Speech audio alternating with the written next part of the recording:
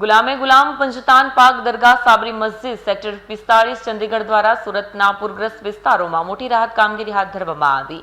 નઈમ સાબરી અને તેમની આખી ટીમે સોએબ કાદરી અને મૌલાના જાવેદ કાદરીના હસ્તે પૂરમાં ફસાયેલા અને સ્થળાંતરિત થયેલા લોકો માટે 200 રાહત કીટનું વિતરણ કર્યું.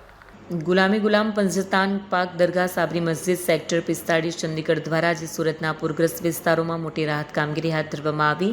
નઈમ સાબરી અને તેમની આખી ટીમે સોએબ કાદરી અને મૌલાના જાવેદ કાદરીના હસ્તે પૂરમાં ફસાયેલા અને સ્થળાંતરિત થયેલા લોકો માટે 200 રાહત કીટનું વિતરણ કરવામાં આવ્યું. આ પ્રસંગે નઈમ સાબરીએ જણાવ્યું કે માનવતાની સેવા એ જ આપણો ધર્મ છે અને આ મુશ્કેલ સમયમાં દરેક શક્ય સહાય પૂરી પાડવી આપણી ફરજ છે. સોએબ કાદરી અને મૌલાના જાવેદ કાદરીએ પણ પીડિતો સાથે સંવેદના વ્યક્ત કરી અને સમાજના અન્ય સંગઠનોને પણ આગળ આવવા અપીલ કરી હતી. આ રાહત વિતરણ કાર્યક્રમમાં સ્થાનિક સ્વયંસેવકો અને મસ્જિદ સમિતિના સભ્યોએ સક્રિય ભાગ લીધો હતો.